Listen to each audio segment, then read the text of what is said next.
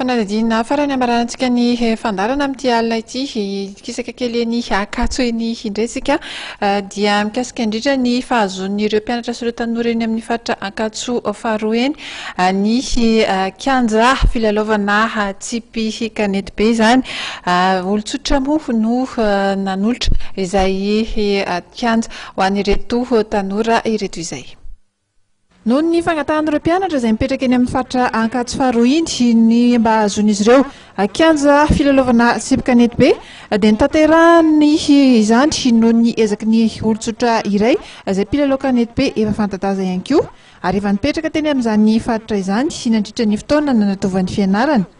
Toerana iray tsy lavitra ny fonenana mpianatra ary no najariana anjary kianja ho azo ilalaovana izay kanety be izay ka tamin'ity androany ity no nampahafantarana izay toeran'izay. Na mian'ity terrain ity satria nisy fangatahana tanora mpianatra be da be satria teo alohany lalao teto vao milalao kely dia tsy mety sy norma amin'ny terrain mitongilana raha voavy ny orana dia tratran'ny rano. Za koa moa atao hoe mpianatra taloha teto mipetraka Tetsakatso tamin'ny fotoan'androny dia efa fantantrareo za tia baolina satria amin'ny président femme fanevana popo milalao amin'ny pentaky ary nifahazoaka ny champion de mada tamin'ny herintaona teo dia fantantrareo koa moa tia le sport ary tia manampy olona dia nangataka zareo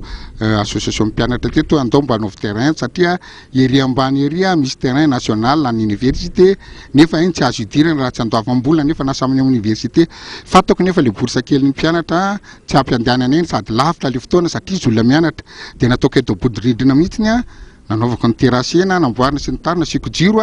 dia rehefa reraka avy mianatra manao ny XY izy rehefa vaky ny lohany dia mboa misamizy milalao eto dia izay nanekeko hoe bon efa anatin'ny rano tena olona mpilalao raha teo hitanao angamba izay mbola nanao concours mbola nanampy andrareo sady tena koa tia sport dia aleoko nanampy amin'ny mpianatra satria za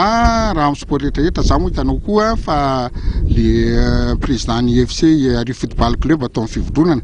marina fa ny karama no alohan'ny fivondronana fa zay daholo miatoka ny rafraîchissement lany vola be da be dia olona dia lany vola be da be mbo misy matanjaka mbo misy ny ambara tonga ny mandray karama dia aleoko ny fanampiana io concentré ny ety amin'ny fokotany ety amin'ny arrondissement misy ana dia izay nahatonga resy lahatra hoe zavatra farampiana ka indrindra nareo zavatra kely atao hoe tsy kely moa fa bebe ihany dia alora anga mbo apetraka ry zalahy fa mafy le fianarana mafy manjoana nefa mbo tia hilalao ary eto amin'ny fokotany misy ana satria fokotany ambopoa tiako iroborobo koa ny sport amin'ny bola satria tiako tohizana foana miantenavana foana maha champion de mada tamin'ny herintaona dia izay izy nahatonga resy lahatra hoe andao satria mahagaga fotsiny amin'ny firenena mahagaga eto amin'ny firenentsika raha misy zavatra tiany hatongavana tena mandany vola mamorina tsisy amin'ny fotoan'andro iny dia tsy hita fa ny anay tompoka ahatra amin'izay dia efa tena tirinao amin'ny raha nay manampy olona na amin'ny sport na amin'ny zavatra rehetrarehetra dia izay olona sportif raha teo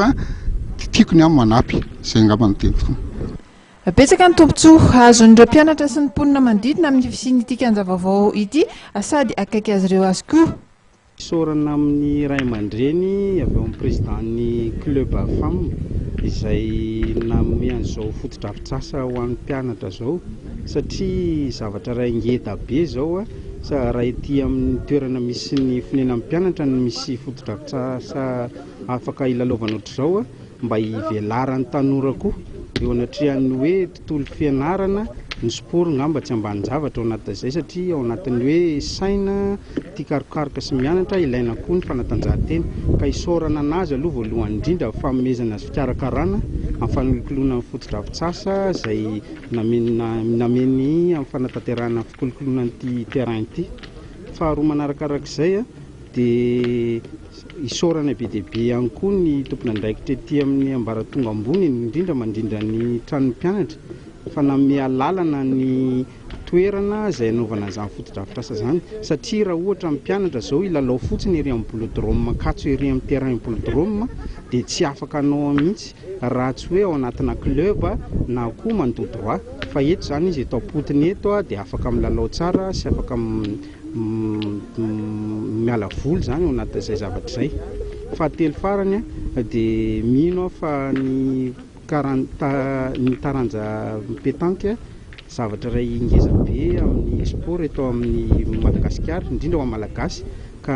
zao anisan'ny tsy malaza-danja azy ikolokoloana ny tanora ihany koa izay ao anatin'izay zavatra izay dia nirariana mba hisy olona ohatr'izao foana amin'ny fanampiana mba hanampin'ny tanora ao anatin'ny zavatra ilaina ohatr'izao indrindra fa ny sport pétanque. Taorian'ny fanolorana izany kianja izany moa dia nisy ny fifanahana izay nisokatra avy hatrany ho an'ny rehetra ka nahitana tarika mpandray anjara na herin'ny 20 maly no loka natolotra tamin'izany toy ny fahitalavitra sy ny lecteur DVD sy ny maro isan-karazany hafa ihany koa. Dia izay indray koa no azo natolotra ary tamin'ity androany ity. Misaotra anao tany atokantrano any naharitra anjery hatramin'ny farany izao fandarana mahery amin'ity aliny alahady 7-ny volana novambra ity. Saorana ihany koa ireo namana rehetra izay nanampy sy nanatosa izao fandarana izao. Tsy adinoina ihany koa ny misaotra ny botiky CMH ery Andraharo izay nampiakanjo mofo tamin'ity alina ity dia mametraka ny veloma mandra-piona ho amin'ny herin'ny anio toy izao indray ary tompoko lasy tompoko vavy.